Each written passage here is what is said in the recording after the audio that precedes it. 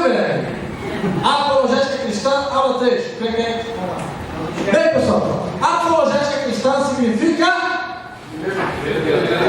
Vocês estão horríveis. Vamos de novo. Apologética cristã significa... a defesa da fé. Vamos dizer de novo? A defesa da fé. A apologética cristã, ela tem duas vertentes. A primeira, a defesa da fé cristã, que é a defesa do Evangelho. É explicar as verdades do Evangelho. Tentar colocar as bases, a verdade do Evangelho, para tentar sacudir de cima do Evangelho uma série de heresias, sofismas que colocaram sobre ele, acrescentos no Evangelho, ok? E por outro lado, também a apologética cristã tem como objetivo falar das seitas e heresias, explicar a base de cada uma das grandes seitas e heresias do nosso tempo. Nessa feita apologética cristã, nós não estamos abordando as seitas e heresias, nós estamos falando especificamente do Evangelho, ok? Então, vamos lá. Semana passada eu falei com vocês o que defender. Apologética cristã é a defesa da fé. Vamos correr um pouquinho, isso aqui a gente já viu. E aí a gente fala que boa parte dos evangélicos não tem uma resposta a essas perguntas. Vamos ver. O importante é isso aqui, ó. Estais sempre preparados para responder com mansidão e temor a qualquer que vos pedir a razão da esperança que há em vós. Esse é o tema básico, o tema principal, o texto-alvo da apologética cristã. Como apresentar a razão da esperança que há em nós. Você é salvo do quê? Para quê? Por quê? Por quem? Quando? Quando? Essas respostas têm que estar na ponta da língua. Afinal de contas, você é um salvo. Diga, salvo, uma vez. Salvo, para sempre. Certo? Certo? Está certo isso? Certo. Se é salvo uma vez, salvo para sempre. Por exemplo, tem uma celebridade gospel, que eu não vou dizer o nome, a Arete não deixa, que disse em cadeia nacional assim: queridos, no dia em que o Senhor Jesus mandar os anjos vir colher a igreja na face da terra, ainda haverá irmãos nossos que estarão presos na macumba, no candomblé, no satanismo, e os anjos vão lá libertá-los para levar. E eu dava assim, onde está isso? Mas por quê? Por causa de uma doutrina errônea. Por exemplo, a doutrina calvinista, ela diz o seguinte: a predestinação é absoluta. Tem predestinação na Bíblia? Tem ou não tem? Tem. Então o Calvino estava certo? Na verdade, ele acertou na fórmula e errou na aplicação. A predestinação é bíblica. Aqueles a quem chamou, a estes também predestinou. Está no texto. Porém, preste atenção. Você e eu somos predestinados. Mas cabe a nós a escolha. Entenderam isso? Claro que isso nunca vai entrar na cabeça do ser humano por completo. Por quê? Nosso entendimento é muito limitado. Há coisas que só Deus entende. Está na alçada dele. Jó fala assim, ó, tal ciência é para mim maravilhosíssima, tão alta que eu não consigo alcançar. Entenderam isso? Deus nos dá o livre-arbítrio. E livre-arbítrio é poder de escolha. Diga, livre-arbítrio. Poder de escolha. Diga, predestinação.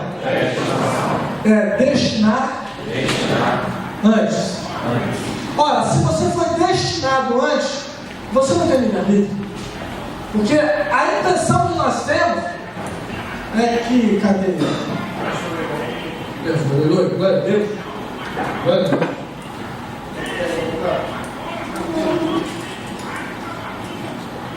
A ideia que temos é que predestinação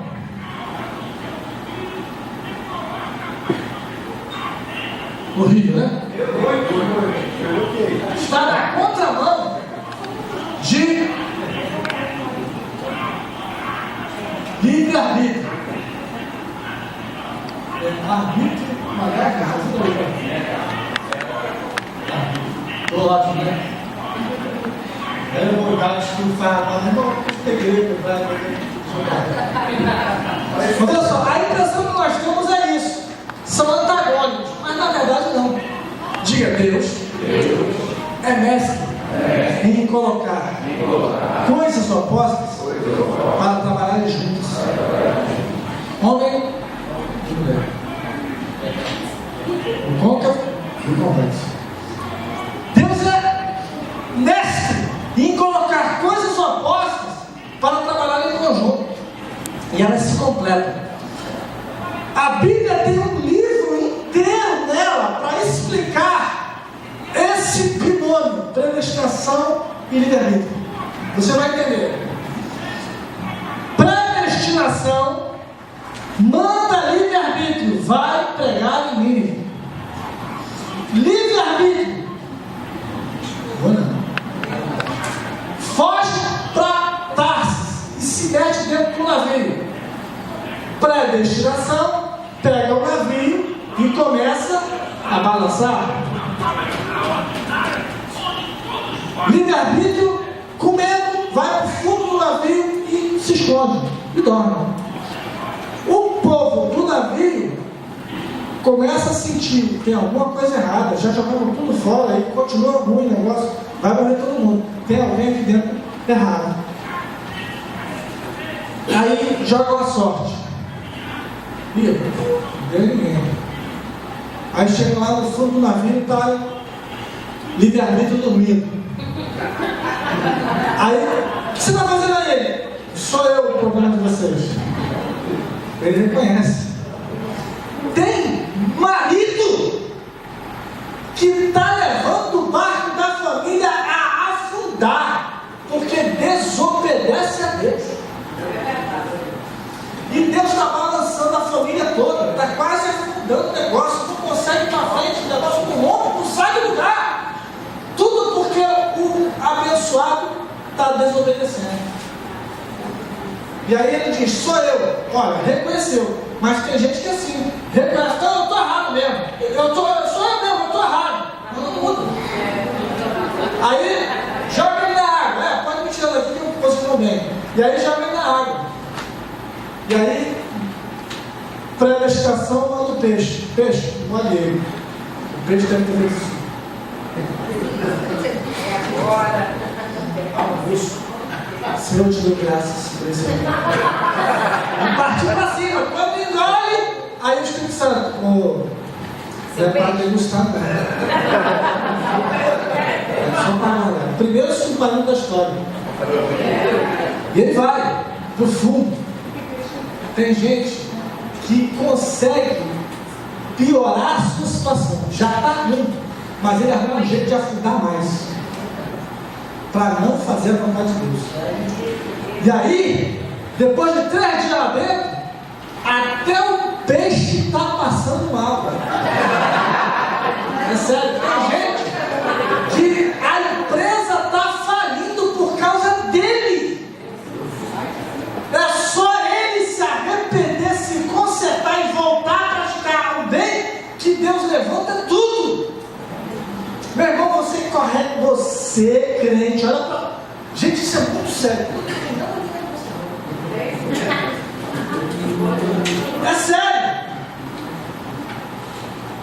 Eu vou continuar.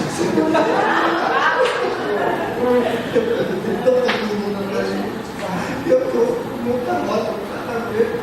Eu chego com tanta coisa. Só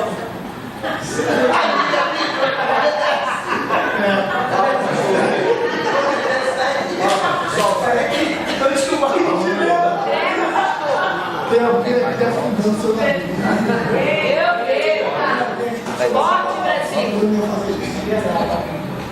Mas é sério, tem pessoas que estão prejudicando a família, prejudicando a igreja, prejudicando as pessoas que amam porque desobedecem. Gente, isso é muito sério. Os homens do navio que não tinham nada com Deus obedeceram. Às vezes o ímpio obedece. Às vezes o ímpio que não serve a Deus olha para você e fala assim, cara, eu não sei para quê. Mas ó, tem alguma coisa falando comigo que vai fazer assim contigo. O ímpio obedece, você crente, não. E aí o barco vai afundar. E aí o peixe passa mal. Tem gente que prefere morrer, mas não morre. Tem a síndrome de Gabriela. Eu nasci assim, eu cresci assim, vai morrer assim, vai para o inferno assim. Mas a misericórdia de Deus é tremenda. De que irmão está vivo. Tem jeito.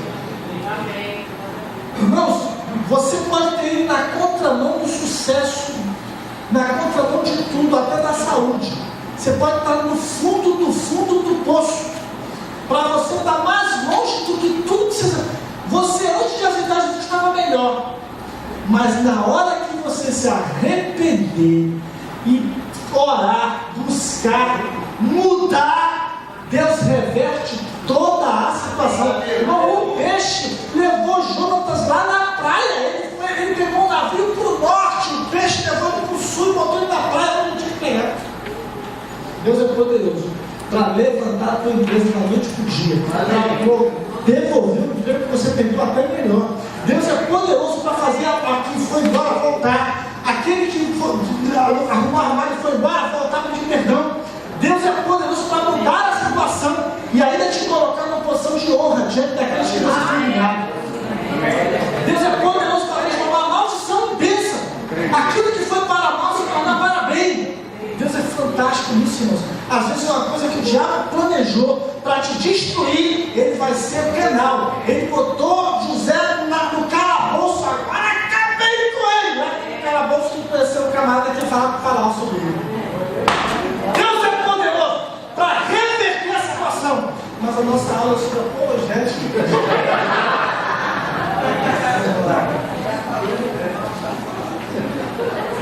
Que defender? Vamos lá. E eu falei isso aí, ó. O que defender? Nossos tópicos são esses: a existência e o poder do Criador de Deus, a vida e a obra de Cristo, o Messias, a Bíblia como livro histórico e veraz, a igreja como agência de vida na terra, o modo de vida bíblico como ideal humano, a falibilidade. Semana que vem nós vamos falar sobre isso aqui, ó, a falibilidade do modo de pensar moderno. E aí, eu vou trazer para vocês o discurso no Concílio do Vaticano, quando foi votada a infalibilidade papal, quando o Papa se tornou infalível. Aí tem um discurso do bispo croata de Jacob Josip Juraj Krosmayer, e ele vai defender que o Papa não pode ser infalível. E é um discurso enorme. A gente vai falar disso na aula seguinte, se Deus quiser. Você deixa. Vamos lá. Vamos lá. Bem, aqui defende a existência e o poder criador de Deus. Você acredita em criacionismo ou em evolução? E aí? Você é um evolucionista ou você é um criacionista? Qual é a sua posição? Hã? Fala aí, gente. Quem é criacionista? Levanta a mão. Lá baixo. Quem é evolucionista? Levanta a mão. Tem gente que não vai levantando nenhum. Você fala para quem está do seu lado, desce comigo. Figura do diabo. Vamos lá. Gente, olha só. Criacionismo ou evolucionismo?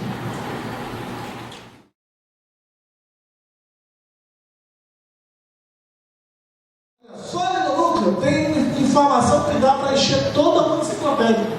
E se você pegar a informação que tem na ameba toda, além do núcleo, vai ser 100 enciclopédias dessa. 100 não, 1000. Informação. São 100. 100 enciclopédias dessa. que pode?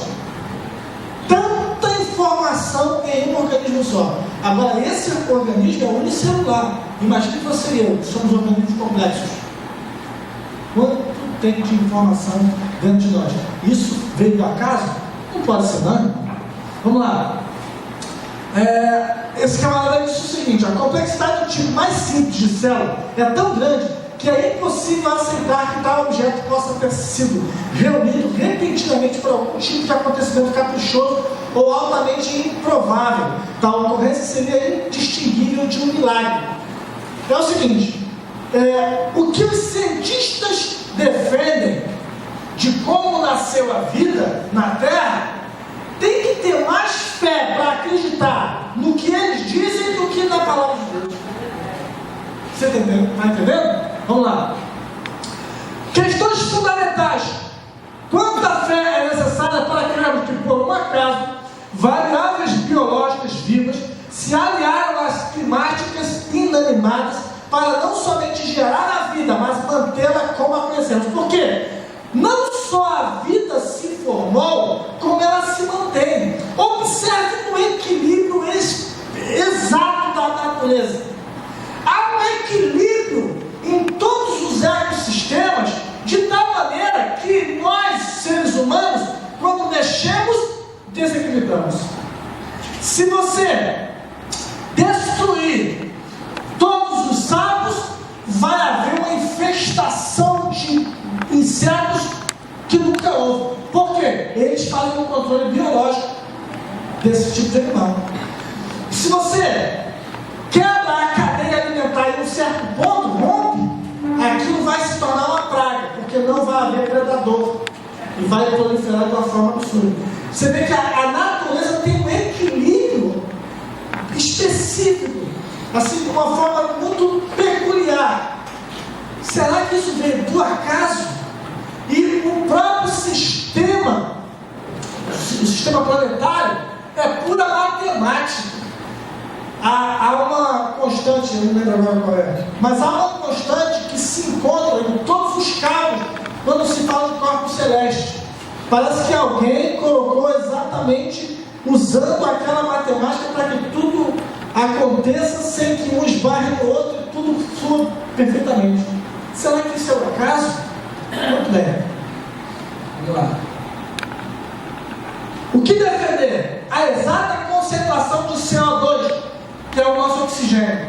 Interessante, irmão. Observe. O ar que respiramos, ele é próprio para o nosso organismo e dos animais e das plantas. Se nós acrescentarmos um pouco mais de oxigênio ou um pouco mais de hidrogênio, destempera essa mistura. E aí a gente vai ter problemas. Por exemplo, quando você sobe muito, lá em cima o ar é rarefeito. Já não tem essa mistura tão igual quanto aqui embaixo. E aí você tem que ter um respirador artificial. É o que acontece com os casos. Entendeu? Se você desce a uma profundidade muito grande, isso no seco, acontece a mesma coisa. Você está entendendo? Muito bem. A exata posição da Terra em relação ao Sol e os planetas. A Terra, o planeta Terra, é o terceiro do Sol para cá. Não é isso? Agora, o interessante é que se a Terra estivesse no lugar de Marte, a gente morria torrado. Se ele estivesse no lugar de Vênus, é o anterior, a gente morria congelado. A gente está no lugar exato, onde é propício à vida. Será quem que fez isso? A existência da atmosfera. Só em destruir a atmosfera da Terra já acabaria com a vida aqui dentro. A camada de ozônio, por exemplo, nós temos esse auge devido ao caos que está hoje a camada de ozônio. Na verdade, aliás, não é nem assim, né? Diga comigo, o problema, os cientistas dizem que o problema do planeta Terra hoje é a camada de ozônio, mas a Bíblia ensina, fala, gente, mas a Bíblia nos ensina que o problema do planeta Terra hoje é a camada de demônio.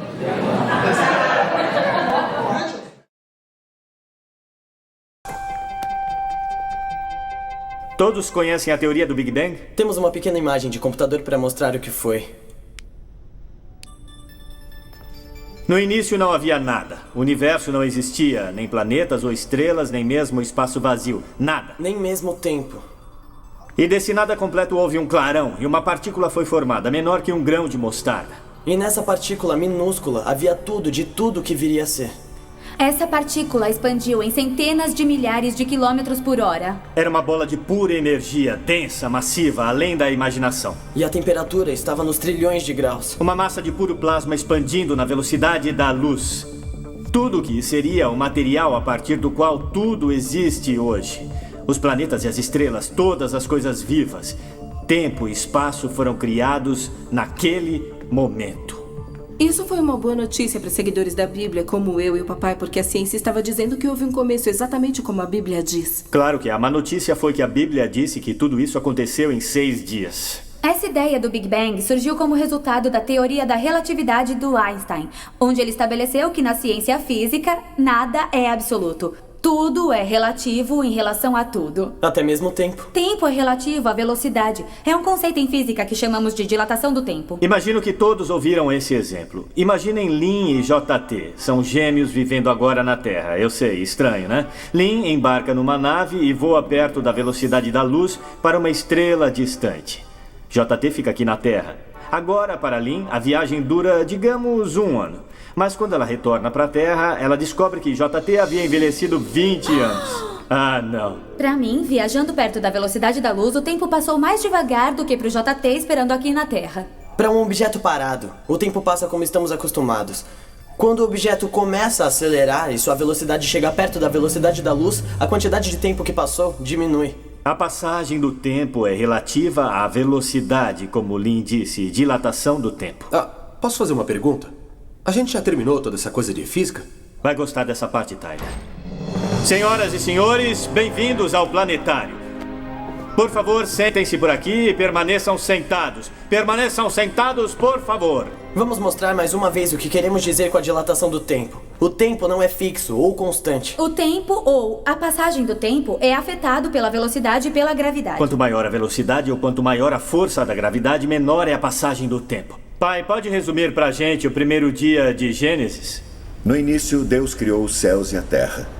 E a terra era sem forma e vazia. E a escuridão era a face do abismo. E o Espírito de Deus cobria a superfície das águas. E Deus disse: haja a luz.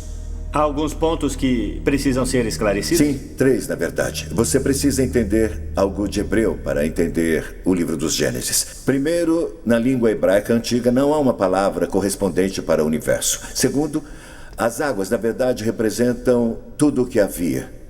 E a escuridão é um símbolo para um estado de caos. Dr. Tolley, o primeiro dia teria começado há 15,75 bilhões de anos e terminado há 7,75 bilhões de anos. O que a ciência diz que aconteceu na Terra durante esse período? No instante do Big Bang, tudo o que seria, tudo que constituiria os quarks, prótons, nêutrons, elétrons, a partir do qual tudo agora existe, assim como o tempo e o espaço foi criado. A Terra só existia na forma de poeira estelar, que mais tarde se solidificaria no planeta. Quanto ao verso haja a luz, você precisa voltar ao seu vídeo do Big Bang e corrigir algo. O nome Big Bang dá a impressão de uma explosão brilhante e um raio de luz, como uma bomba atômica. É assim que normalmente, esse fenômeno é representado, mas não é correto. Do momento inicial da criação, e conforme o universo inicialmente expandiu, ele era uma bola de plasma tão incrivelmente quente, densa e forças gravitacionais que nenhuma luz poderia ter escapado. Inicialmente não existia nenhuma luz, só uma massa redonda e opaca de pura energia. Foi apenas quando essa massa primordial esfriou e expandiu até o ponto no qual a força gravitacional foi reduzida para permitir que a radiação eletromagnética escapasse, que houve luz.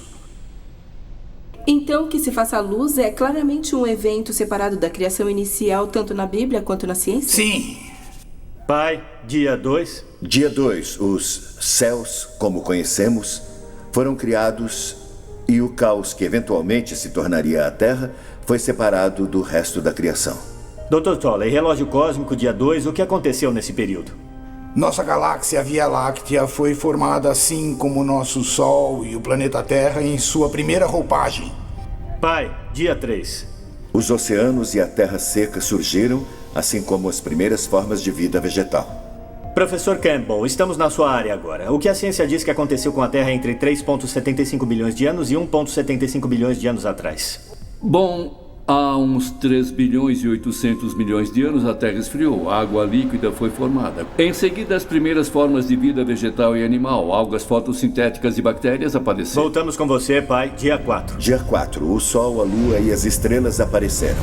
Mesmo período, professor, 1,75 bilhões de anos e 750 milhões de anos atrás. Bom, inicialmente, na primeira parte deste período, a atmosfera da Terra era quase opaca. Então, com o aumento da concentração de oxigênio, a atmosfera teria se tornado translúcida.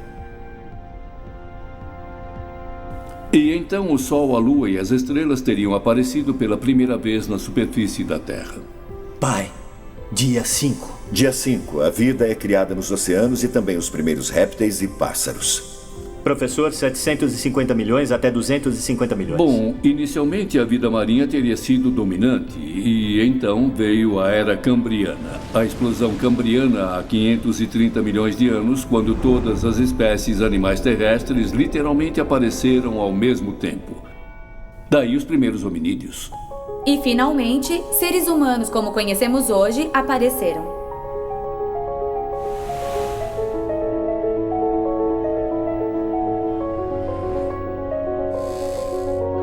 Agora, não é verdade que no tempo em que Gênesis foi escrito não havia conhecimento de nenhum dos estágios científicos que você e o Dr. Tolley descreveram? Naquele tempo as pessoas pensavam que a Terra era plana. Hoje o relógio cósmico continua a girar, a marcar a passagem do tempo no nível dos cosmos. E, como o universo continua a se expandir, a taxa que se mede o tempo continua a diminuir. Mas isso não significa nada pra nós agora. Desde o momento que Deus sussurrou o Neshama da vida para Adão, quando Deus deu sua alma para o homem, nós na Terra denominamos a passagem do tempo através dos nossos relógios baseados na Terra. Onde um segundo faz parte de um dia, o que reflete a rotação da Terra no seu eixo. E um ano marca a conclusão de um ciclo em volta do Sol. Você diz que Deus contou a história do Gênesis para Moisés, ou que foi escrita por outros inspirados na palavra de Deus, mas e se não há um Deus? A ideia de que Moisés ou qualquer outro no tempo que o Gênesis foi escrito, um tempo que Bob nos lembrou há apenas um minuto, quando a maioria das pessoas acreditava que a Terra era plana, poderia ter criado uma história que reflete perfeitamente o que a ciência tem provado ser a verdade. Tudo de uma maneira secular. Acreditar nisso, para mim, de qualquer maneira, é mais difícil que acreditar em Deus. Então vejam só. A ciência e seus 15,75 bilhões de anos e os 6 dias da Gênesis estão em completo acordo. A ciência comprovou que os líderes religiosos foram incapazes de provar por milhares de anos. Falou como cientista que é, Mark. Mas, na realidade, a ciência só alcançou a verdade da Bíblia. A ciência simplesmente decifrou o código da Gênesis. O que eu acho mais surpreendente sobre isso é o estranho brilho da Gênese bíblica que é apresentado pra gente de uma maneira que a humanidade tem que evoluir para o nível atual antes de sermos capazes de compreender a história como ela foi originalmente escrita. Pergunta. Nós iremos ter uma prova sobre isso? Não sei se vocês entenderam o que a gente tentou mostrar aqui. Na realidade, a criação, ela não é avessa à ciência. Pelo contrário, aqui está provado que cientificamente a ciência pode ser, na verdade, uma aliada e não antagônica à Bíblia. Só que, lógico, diga, da mesma raiz. Todo mundo junto. Da mesma raiz. Se pode fazer. Remédio para curar ou veneno para matar? Depende de quem manipula. A apologética cristã, ela vai nos levar a defender as bases do Evangelho. Só que tem um detalhe. Quando nós defendemos o Evangelho, nós temos que ter a clareza de que o que estamos falando é a verdade. E se é a verdade, temos que ter o mesmo espírito dos cristãos do primeiro século. Haja o que houver, doa a quem doer, aconteça o que acontecer, não devemos abrir mão daquilo que nós acreditamos ser a verdade. Nós não podemos, sob pretexto algum, negociar a verdade. Se nós sabemos que é a verdade, devemos marcar a nossa posição. O problema é que nós, às vezes, nesse século, nós cristãos, somos muito políticos. Nós negociamos. Não, isso aqui vai me causar problemas, eu não vou entrar não. Não, se eu for insistir nisso aqui, eu posso receber retaliações. A minha posição pode ser questionada ou até subtraída. Eu posso perder a minha posição por causa daquilo que eu acredito. Então eu vou negociar. Não, tudo bem, concordo com você. Não, respeito, está tudo certo com você. Mas a Bíblia diz o seguinte: a gente tem que ter certeza da esperança que há em nós. E o Evangelho não pode ser negociado. Nós temos que ter a certeza. Há um louvor antigo do grupo Logos que diz assim: eu sinto verdadeiro espanto no meu coração em constatar que o Evangelho já mudou. Quem antes era servo, agora se tornou Senhor e diz a Deus o que Ele tem que ser. A letra é muito forte. Eu recomendo que vocês escutem. Nós não podemos negociar o Evangelho. Não dá para negociar.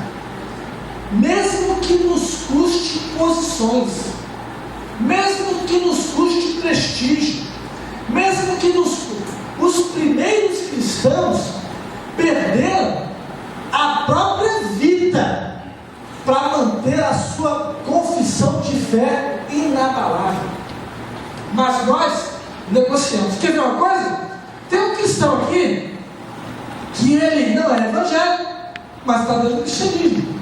E ele fez uma declaração que sacudiu o Brasil e até o exterior. E isso mexeu com as bases da Igreja Católica Romana.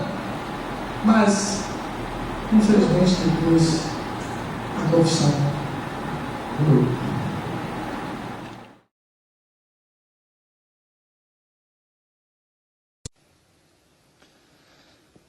Tenho muito medo, sabe?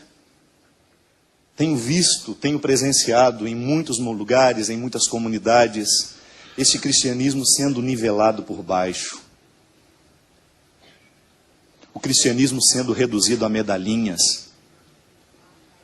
A teologia sendo substituída por devoções vazias. A devoção mariana sendo excessivamente colocada quando Maria está sendo fora do lugar dela, tomando o lugar do Cristo. Isso não é cristianismo. A liberdade consiste em você olhar para a santidade de Maria e de você rezar com ela para que o tempo todo o Cristo prevaleça entre nós. Porque nós não podemos mais admitir a experiência de um cristianismo sem o Cristo. É Cristo que nos salva. É Cristo que nos resgata. É Cristo que nos liberta. E nós estamos amarrados em muitas outras coisas, classificando isso como religioso, classificando isso como bonito. Não. Nós precisamos retomar a seriedade dessa palavra. São Paulo não brinca com a comunidade. São Paulo não está falando com meios termos. É Cristo que nos salva. É Cristo que nos salva. E é em torno dele que nós precisamos organizar a nossa vida, organizar a nossa comunidade, organizar a nossa experiência pessoal de ser quem somos e fazer com que cada vez mais a nossa experiência cristã seja, antes de qualquer coisa, uma mudança de mentalidade. O discurso é lindo. Isso abalou a Igreja Católica no mundo inteiro. E aqui no Brasil, meu Deus. E ele foi chamado à responsabilidade por causa dessa declaração. Só que tem um detalhe. Quando todo o mundo evangélico esperava que ele tomasse uma posição irredutível, e eles não são poucos, eles são sagazes. Colocaram ele ficou em suspensão de 6 meses. Saiu da Canção Nova, parou de pregar, foi repreendido, admoestado. E quando ele voltou, a primeira missa que ele pregou na volta foi em Fátima. Sabe onde é Fátima? Portugal. Exatamente naquele lugar que aquelas 3 crianças disseram que viram a Virgem. Foi lá em Fátima e ele abriu a missa assim: Ave Maria, vai embora para aí, fora, vai embora. Deus negociou, porque ele percebeu que se ele marcasse posição, ele seria detonado da Canção Nova e, consequentemente, da Igreja Católica. Então, ele negociou. Não, eu vou diminuir aqui, vou adequar o meu discurso para ficar bem na foto, e aí eu fico de bem com todo mundo fica feliz. Então, na verdade, se esse homem se torna um mártir,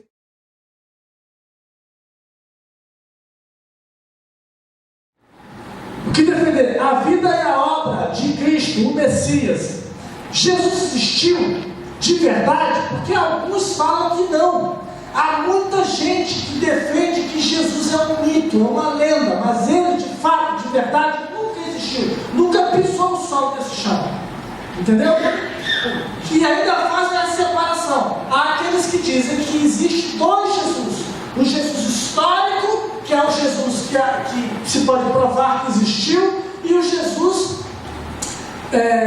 da fé, é o Jesus que nós adoramos. Dizem que o Jesus histórico era um homem apenas, e o Jesus que nós adoramos é esse Deus que nós elegemos. E aí, para fazer essa separação entre se Jesus existiu ou não, e se ele existiu, que tipo de Jesus ele era, a gente precisa fazer um mergulho nas Escrituras e na história. Mas vamos tentar trazer um equilíbrio, não é? E não conhecerá a corrupção. E nós temos evidências. Eu sei que muitos historiadores hoje negam a ressurreição de Jesus, pensam que é uma teologia, mas eu digo, com base histórica, a ressurreição de Jesus aconteceu e nós temos muitos elementos históricos para afirmar isso, a despeito do questionamento de muitos historiadores. Mas sobre a ressurreição? Sobre a ressurreição. Mas qual é o dado histórico que pode haver sobre a ressurreição? Claro que é uma questão de fé. Para mim é uma questão de fé. A própria forma como os relatos evangélicos estão não demanda uma propaganda. Porque o que é uma propaganda? Uma propaganda, às vezes, você mascara, enfeita uma coisa para vender um produto. Aqueles discípulos estavam, em primeiro lugar, sofrendo perseguição e abuso por causa daquilo. A ressurreição era uma única doutrina da antiguidade que ninguém aceitava. Eles aceitavam a história de Platão, que a sua alma ia para o Éon, podia aceitar a história de Pitágoras, que você transmigrava a alma de um corpo para o outro, ou então ficar com os epicureus, que morreu, acabou. Mas ressurreição... A reencarnação exatamente, a transmigração de almas está ali perto. Exatamente, alguns judeus aceitavam a reencarnação. Agora, ressurreição era uma coisa que ninguém comprava essa ideia. E outra, na época, pelo machismo... Mas isso não, desculpa, mas isso não é uma prova histórica. Sim, mas a forma como os evangelhos foram descritos é interessante. Eles quebram todas as regras de propaganda. Quer um exemplo? Porque para eu saber se é histórico ou não, lembremos, história não dá para levar ao laboratório e repetir o processo. A forma como tratamos a história é diferente. Você olha um documento, e o que você considera uma prova histórica? Como ele foi redigido? Ele foi redigido de uma maneira histórica, com E, ou uma maneira de propaganda, ou uma maneira real. E os evangelhos, por exemplo, eles mostram que a primeira testemunha de Jesus ressuscitado foi Maria Madalena, que era mulher. O testemunho de uma mulher não era válido. Se eles quisessem vender uma teoria, eles colocariam que os homens viram Jesus, e não as mulheres, porque o testemunho de uma mulher não era válido. Segundo, o fato de Jesus ressuscitar no terceiro dia. Para o judeu, até o terceiro dia, você podia ter um coma e voltar. Interessante que Jesus ressuscita depois do terceiro dia, ele estava realmente morto. Outro detalhe... Mas ele não ressuscita com o mesmo corpo que ele morre, né? Mas é um corpo glorificado. Glorificado, mas ele tinha algo tangível. Tanto é que quando ele aparece para Tomé, o famoso São Tomé, o incrédulo, ele fala, Tomé, veja que o senhor que um espírito não tem carne e osso, toca nas minhas feridas. E depois ele pergunta, o que vocês têm para comer? Eles tinham peixe e favo de mel, e ele come com eles. Então é um corpo glorificado, é uma questão de fé, é claro, mas tem uma continuidade com um corpo humano. Não, tudo bem, mas tudo isso, desculpa, eu sou uma pessoa de fé, né? Entendi, claro, estou aqui fazendo um pouco o advogado dele, que é o seguinte, tudo isso foi muito mexido, remexido na Idade Média, no primeiro imperador católico, Constantino. né? Constantino, inclusive as datas de carnaval, disso tudo para conjuminar, para juntar com as datas de feriados. Exatamente, pagãos. E também ele foi um pouco copydesk dos evangelhos, que tem uma opção de outros evangelhos que ele é que resolveu que não valiam. Na verdade, quando a gente trabalha isso, a gente trabalha com a crítica textual. A crítica textual se vale de documentação anterior a Constantino. Então nós temos fragmentos do Evangelho de João, por exemplo, John's Highlands, que data do ano 150, 170 antes de Constantino. Outro detalhe, Constantino era analfabeto. E os evangelhos apócrifos que começaram a surgir, os famosos aí, com todas aquelas histórias, eles não foram aceitos no cânon. E até contrário à decisão de Constantino, que Constantino queria que eles entrassem. Esse é um detalhe curioso da história, não foi ele que selecionou 4. Constantino não tinha cultura teológica, ele, o homem era analfabeto. Constantino permaneceu pagão até o final, ele pretendeu ter se convertido. Um político fantástico. E um último detalhe, nós temos uma informação que me chama a atenção. Flávio Josefo, um historiador judeu do primeiro século, que não era cristão, ele escreveu, Jesus Cristo, houve um homem, no grego está ginestai, um homem chamado Jesus, que foi crucificado, morto por Pôncio Pilatos, e segundo os seus discípulos, ressuscitou no terceiro dia e apareceu a muitos. Flávio Josefo nunca se converteu ao cristianismo, era um historiador judeu, e ele dá esse depoimento que a ressurreição era algo testemunhado. Esse texto é tão importante que alguns críticos falam, não, foi copista cristão que interpolou, que copiou. Porém, todas as cópias de Josefo que nós temos, inclusive uma cópia, uma tradução para o árabe, feita por muçulmanos, contém esse trecho. Então, do ponto de vista da crítica textual, é um texto autêntico, original de Josefo, também testemunhando a ressurreição. Claro. Eu não duvido a autenticidade dos textos. Eu duvido, em alguns casos, do testemunho em si. Quer dizer, não, eu vi, eu tive. É um testemunho, está lá escrito que ele viu e que ele teve, mas claro. Que ele esteve mais. Agora, tem uma coisa que é bom, eu gostei de você ter falado uma coisa. Na Idade Média, se acrescentaram muitas lendas. Esse é que é o problema. E o pessoal confunde as lendas com o que está na Bíblia. E só um detalhe com relação ao testemunho. Quando a pessoa dá um testemunho vendido, ela vai ganhar alguma coisa. O que os apóstolos ganharam com aquele testemunho? Pedro morreu crucificado de cabeça para baixo. Paulo degolado. Então, quanto tempo demorou a mentira? Essa que é a questão. Eles não ganharam nada, só ganharam perseguição. Então, das duas, uma. Ou aquele pessoa era muito doido, ou ficaram tão extasiados com aquilo que preferiram morrer a negar o depoimento que eles estavam. Se fosse uma mentira, eles tinham pulado fora. Ninguém ia ficar com Cristo até o final. O único que traiu foi Judas. Os outros ficaram, e até hoje a história está aí, e nem a modernidade conseguiu matar essa brilhante história da ressurreição de Jesus.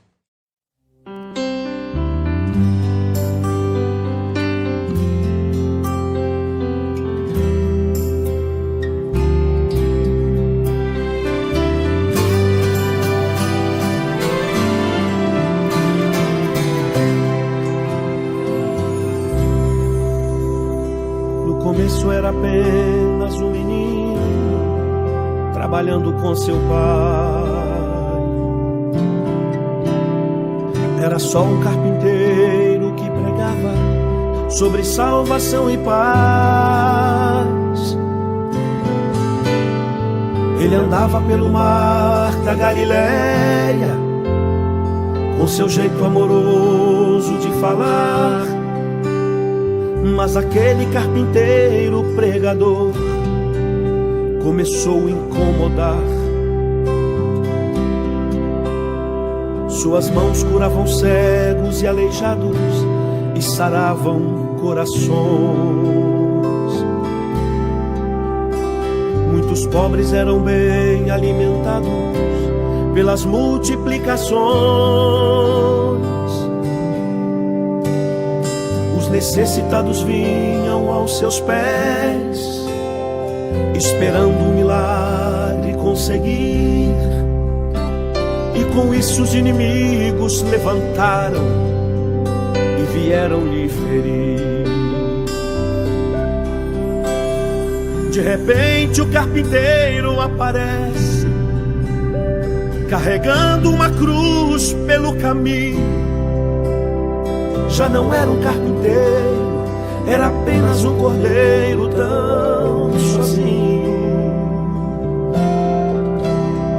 No Calvário foi subindo devagar, derramando sangue quente pelo chão. Com os pés e mãos sangrando, ele estava anunciando salvação. Jesus morreu como um cordeiro, ressuscitou sendo leão.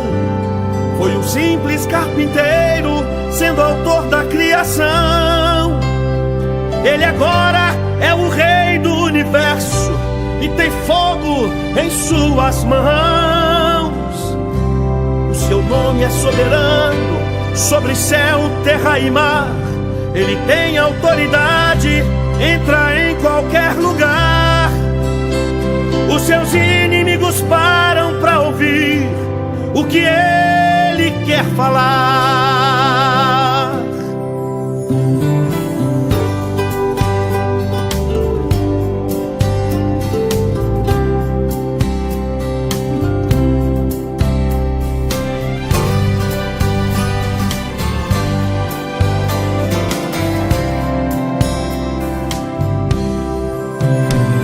De repente o carpinteiro aparece, carregando uma cruz pelo caminho. Já não era um carpinteiro, era apenas um cordeiro tão sozinho. No Calvário foi subindo devagar, derramando sangue quente pelo chão.